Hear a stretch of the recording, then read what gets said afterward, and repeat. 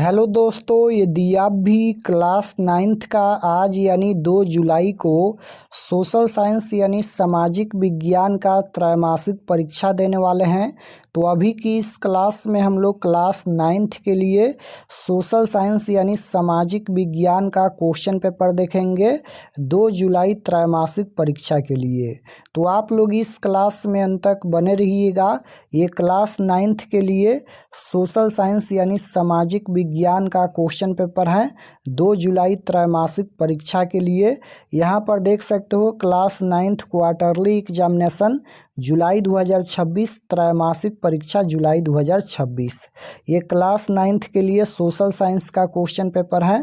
Social science का विषय code 111 रहेगा और समय मिलेगा 3 घंटा का, पूर्णांक 80 रहेगा। 80 नंबर का त्रैमासिक परीक्षा होने वाला है। तो सबसे पहले पेपर में खंड अ मिलेगा, सेक्शन ए में आपसे ऑब्जेक्टिव टाइप क्वेश्चन पूछा जाएगा। 1 से लेकर 70 तक ऑब्जेक्टिव क्वेश्चन पूछा जाएगा।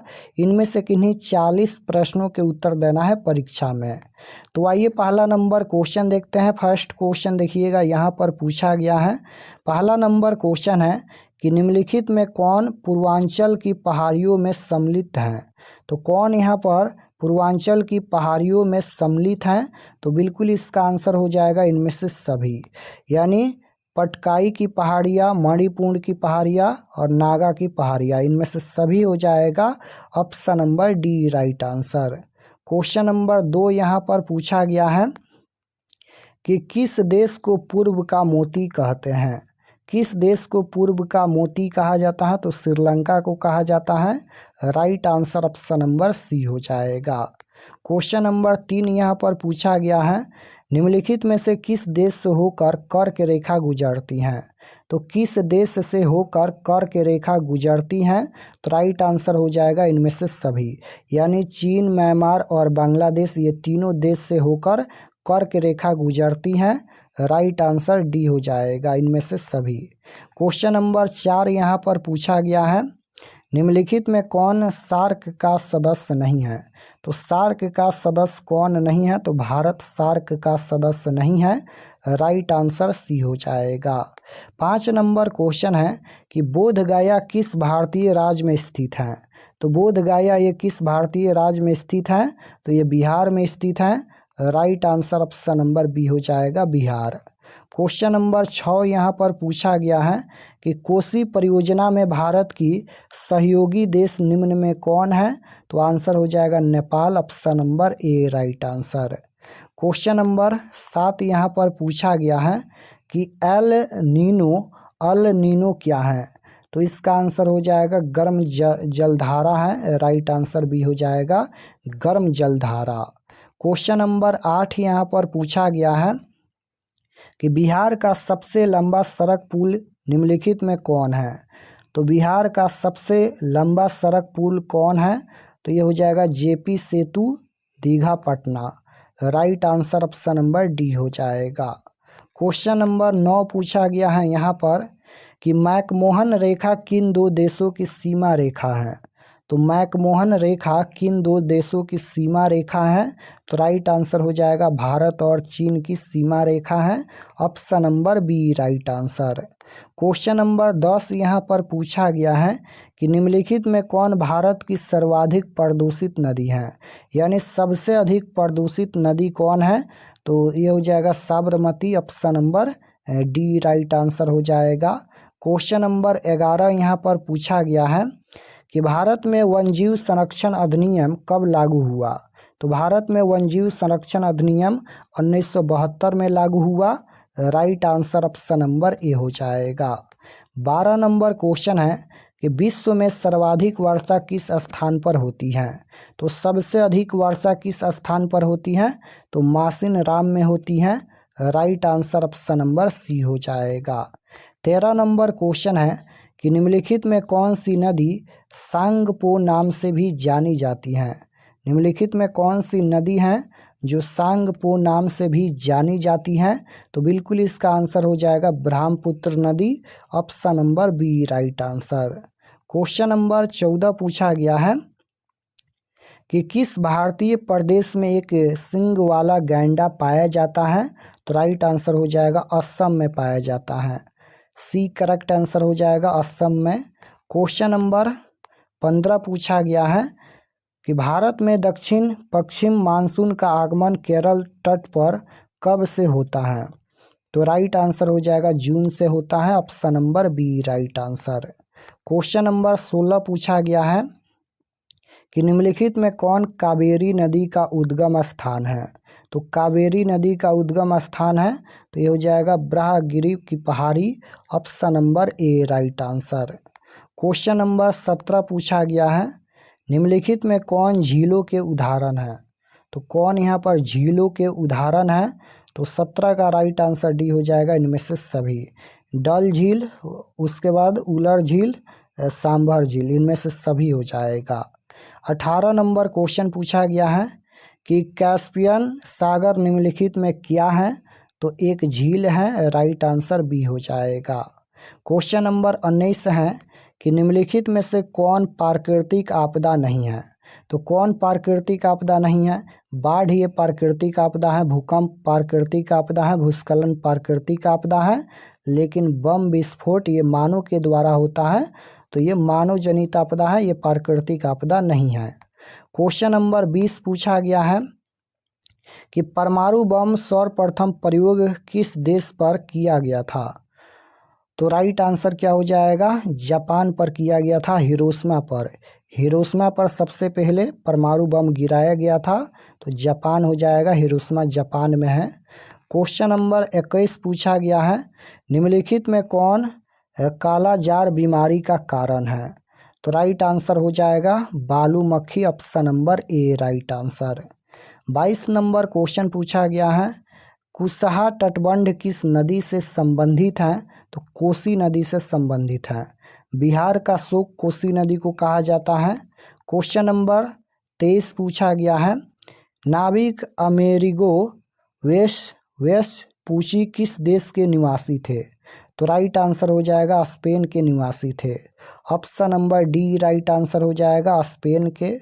क्वेश्चन नंबर 24 पूछा गया है मार्को पोलो ने भारत के किस साम्राज्य की समृद्धि की चर्चा अपने यात्रा वृत्तांत में किया है? तो राइट आंसर हो जाएगा ऑप्शन नंबर डी विजयनगर साम्राज्य।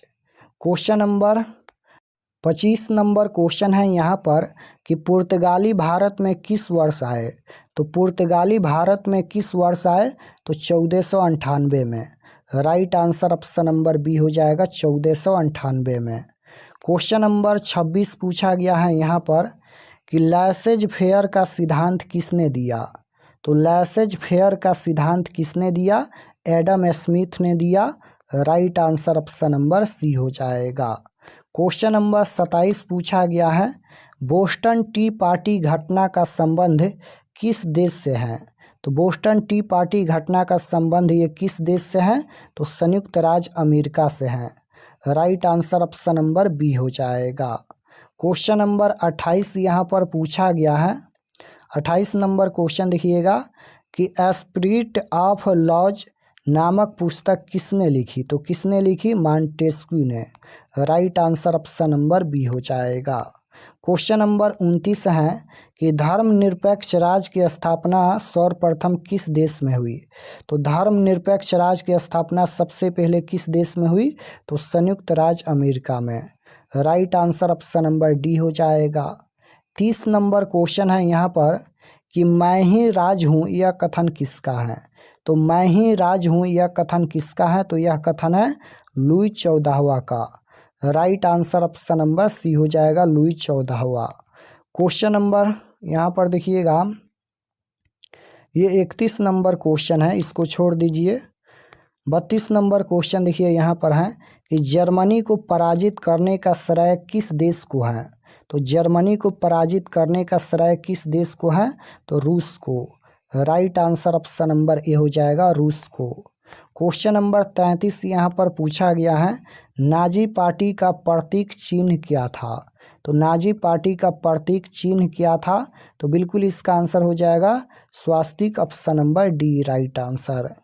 34 नंबर क्वेश्चन देखिएगा पूछा गया है कि फांसीवाद किस देश में शुरू हुआ। तो फांसीवाद किस देश में शुरू हुआ, इटली में। Right answer option number C हो जाएगा, इटली में।